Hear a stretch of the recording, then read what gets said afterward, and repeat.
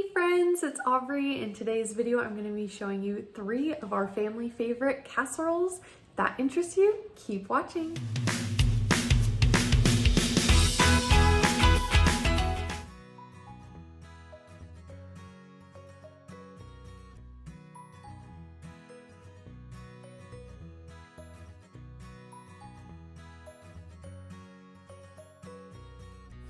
The first recipe we're making is my mom's tamale pie. This is one of my favorite casseroles of all time. So you'll need a pound of ground beef, and then we're going to add in a teaspoon of onion powder and then a teaspoon of seasoned salt. We use Lawry's. You can use whatever seasoned salt you guys like. Then we're gonna add in a teaspoon of pepper. I'm really just eyeballing all of these, and about a tablespoon of Worcestershire sauce, which I don't know why that word is so hard to pronounce, but it is. Now we're gonna add in about a teaspoon of minced garlic. You can use the fresh stuff. I just like using the kind you keep in the fridge because it makes it a lot easier. Then we're just gonna mix all those seasonings together with my meat masher, which I will have linked down in the description box if you are looking for something like that. And we are going to add 1 packet of taco seasoning. You can use spicy, mild, regular, up to you on your spice level preferences.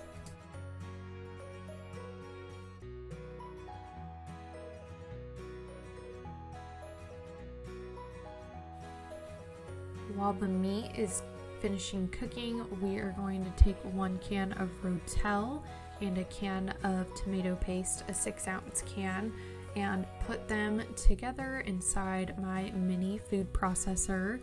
We're going to blend these together. This is just personal preference. I don't really love tomato chunks in my food. If you like chunky tomatoes, chunky Rotel, go ahead and add it in as is, but I'm gonna mix mine up. And then we're gonna add a can of chili pinto beans. Leave all of the liquids in there since it has all that good seasoning.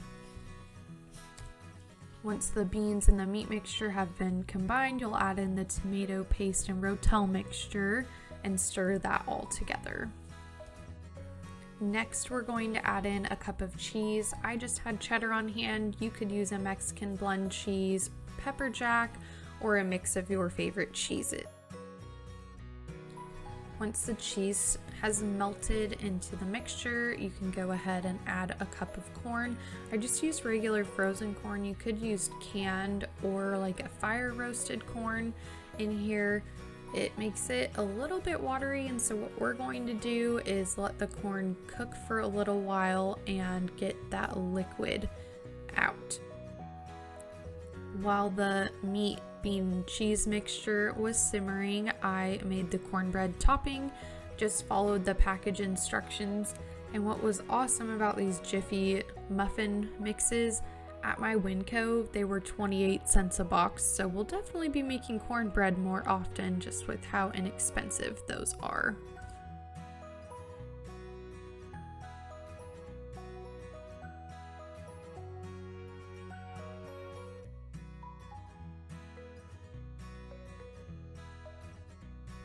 The only deviation from the cornbread mix recipe is that I'm adding in about 1/2 cup of cheese. That way it gives it some additional flavor. You can also add in pickled jalapenos if you want to give this an extra kick.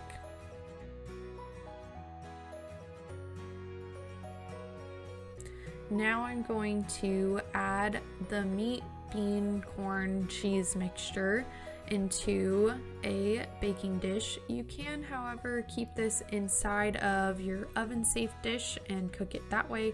I just wanted to move it into a casserole dish to make it a little bit easier for myself to serve.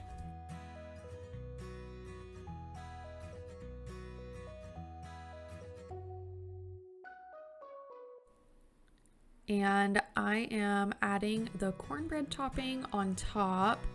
Hindsight, with such a big pan, I really should have done 2 boxes of the cornbread mix, but it ended up tasting just fine with 1.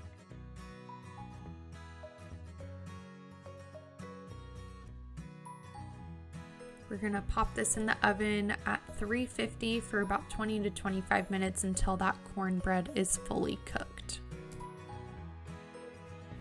You can serve this with chips, with some guacamole, salsa, really whatever you want, but this is definitely one of our family's favorites. Highly recommend making this. It is absolutely delicious.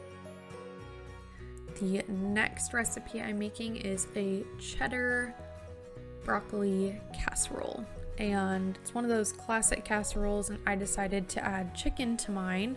I'll be sure to have the link to this recipe linked down in the description box for you, but what I did was made a half of the recipe, and so all of the ingredients that I will be having come up on the screen will be for a half of this recipe. So if you're looking to make the full recipe, definitely hit that link in the description box down below. So we let the onion saute for a little bit, and then we added in the flour and the salt and pepper, and we let the flour and butter with the onions cook for about a minute before we added in the milk. And we're just gonna let that form into a thick roux, and then we will add our cheese.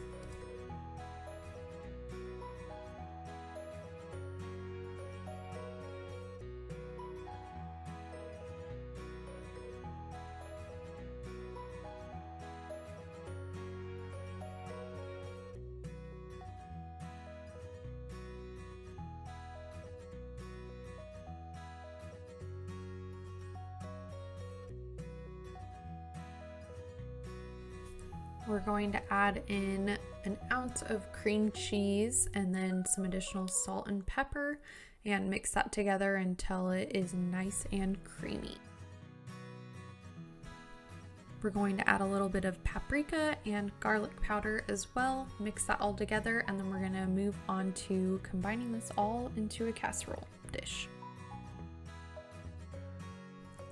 We're gonna take our pre-cooked rice. I just cooked this in the rice cooker with some water and salt and pepper. You definitely could cook it in chicken broth if you want to give the rice some additional flavor.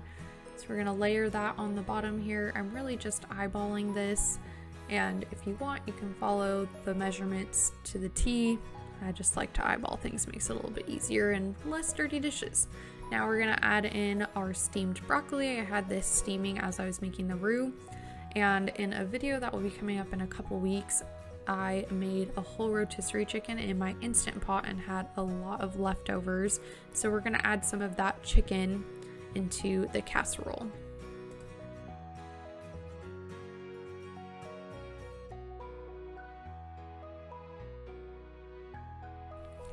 Now that we have the rice, broccoli, and chicken into our casserole dish, I'm going to stir that together to combine it before adding the cheese sauce.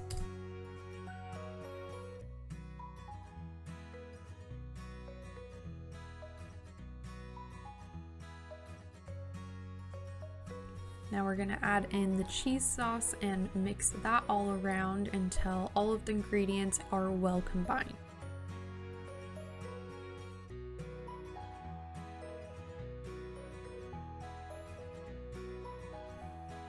Now we're just going to add some additional cheese to the top, because who doesn't like more cheese? And this recipe actually calls for crushed Ritz crackers to be put on top of the casserole.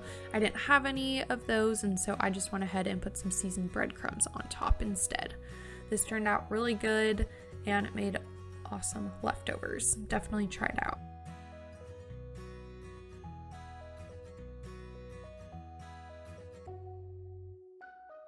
This next one was one of our family favorites called Lazy Mom's Lasagna. So what it is a ravioli bake essentially, but a layered one. So it's similar to lasagna. So we're gonna add a little bit of the pasta sauce to the bottom. You definitely could mix it with Alfredo, just do straight marinara, whatever you would like, or really any kind of pasta sauce that you enjoy. Put that on the bottom and then add in your layers of meat, or leave the meat out completely. I'm adding some ground beef here and then putting the raviolis on top, and we're just going to add additional layers with some extra cheese thrown in there, even though we're using cheese ravioli, because like I said earlier, who doesn't love more cheese?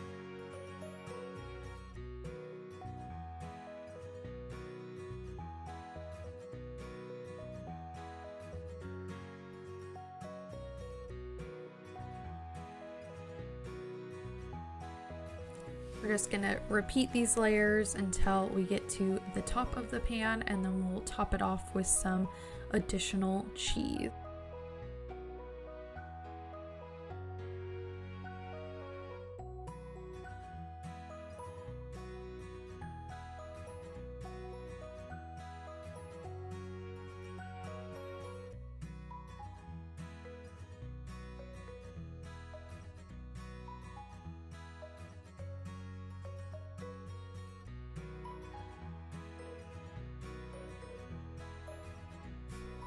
We're going to cover this with some aluminum foil and then put it into the oven at 400 degrees for about 20 minutes.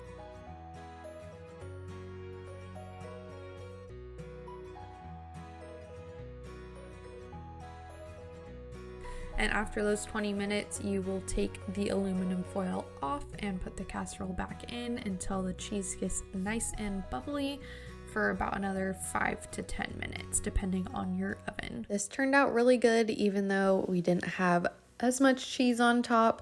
I made some air fryer broccoli, which will be coming out in a video in a couple of weeks, and everybody in the family loved it. That is all I have for you guys today. If you did enjoy, definitely hit that subscribe button down below for me. I'd love to have you here.